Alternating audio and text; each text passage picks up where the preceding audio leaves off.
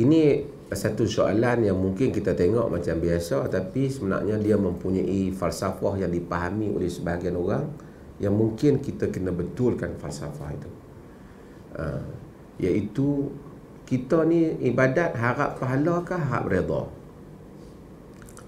Tuan-tuan dan puan-puan yang dirahmati Allah, pertama, kalau Allah tak redha, dia tak bagi pahala. Dia tak ada. Dia bagi pahala tapi dia tak redha. Yang tu tak ada. Yang tu majikan kita buat. Bagi pi gaji kat dia, dah dia confirm dah. Tapi aku kan suka dia kerja kat sini. Mungkin. Tapi Allah tak.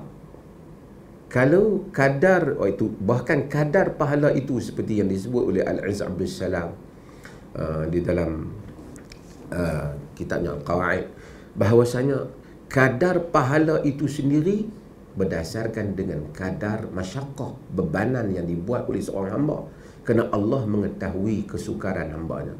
Satu hamba yang pergi haji, orang kampung pergi haji susah, himpun 15 tahun baru dapat duit boleh pergi haji.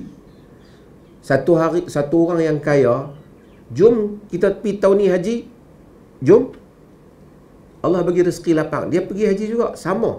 Bahkan dia mungkin sampai dulu. Walaupun haji sama, tahun sama, kadar pahala tak sama di sisi Allah. Kerana ni susah dia lebih.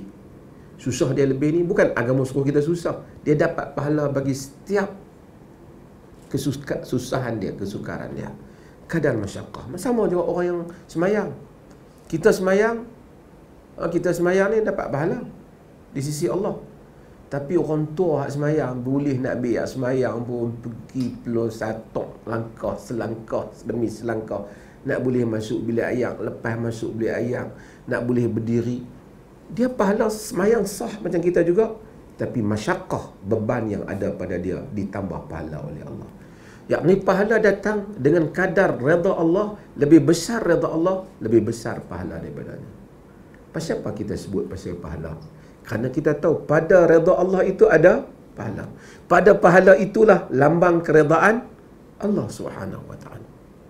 Maka siapa yang janjikan supaya, siapakah yang janjikan pahala ni? Nabi kita Muhammad sallallahu alaihi wasallam. Nabi yang janji. Siapa yang janji?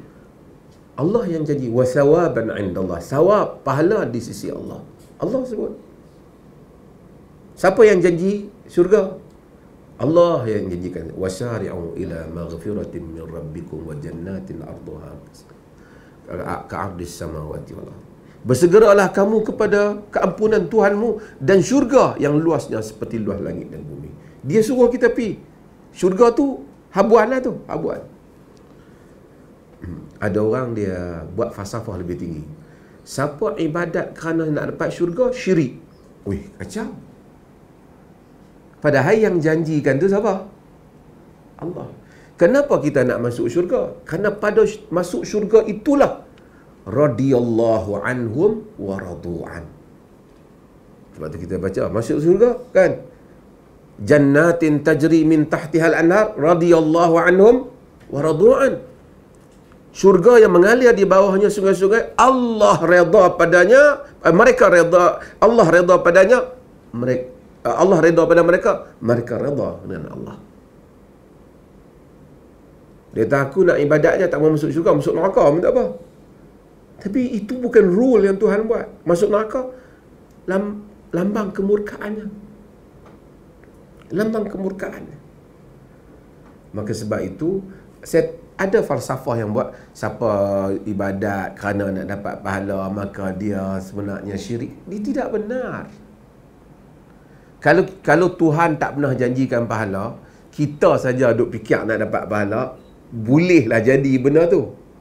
Tapi segala ayat Quran bila kita baca, tawaran-tawaran pahala dan syurga di sisi Allah dan daripada Nabi SAW, sehingga Nabi sebut siapa yang beramal sekian baginya pahala sekian, siapa beramal sekian baginya pahala sekian.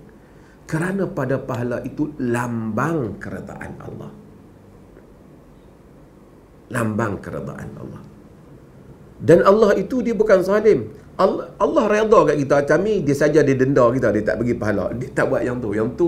Yang tu budak nakai mana toke kita ke dia buat. Allah tak. janji dan janjinya benar. Maka jangan kita confuse hal ni. Sebahagian orang dia suka, dia panggil yang ni, asalnya kesufian, sufi, saya nak sebut sikit. Ni dia nak peluas bab ni. Yang ni dia panggil at-tasawuf al-falsafi. Tasawuf falsafah. Asalnya kesufian, walaupun ada perbincangan tentang, ada sebahagian orang tidak suka perkataan tasawuf sufi, tapi tidak menjadi masalah kerana hal itu telah digunakan di dalam sejarah keilmuan Islam. Tak ada apa. Boleh guna perkataan sufi, tasawuf. Hatta ulama-ulama yang berdebat hal ini seperti Syekhul Islam, Ibn Taymiyah dan seumpamanya menggunakan juga istilah-istilah ini. Tapi tasawuf dalam makna tazkiyatun nafs, membersihkan diri, belajar tasawuf nak fikir macam mana nak ikhlas, belajar tasawuf macam mana nak belajar tawaduk, belajar tawaduk, belajar tasawuf macam mana nak belajar tadarruk, rendah diri dengan Allah Ta'ala. Tasawuf yang bagus, sufi yang bagus. Tapi dia kadang-kadang dia bukan pi yang tu. Dia belajar tasawuf, hampa tahu kalau kita ni dia buat falsafah. Kalau kita nak dapat syurga, kita itu nama dia syirik. Tasawuf yang melibatkan diri dalam perbahasan falsafah. Siapa wali? Apa beza wali dengan Nabi? Oh, dia panjang cerita. Macam mana kalau guru yang hebat, dia tengok, dia tembus, dia nampak kita, oh, dia damai merepek.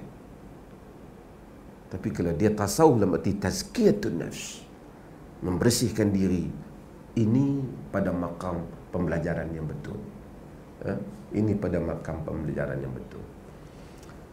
Memanglah apabila satu orang tu, bila dia betul-betul beramal, kita beramal, memanglah kita, bukanlah kita fikir agak-agak berapa banyak Tuhan bagi pahala kat aku ni. Ada, kita pun tak fikir begitu. Yang kita fikirlah redha Allah.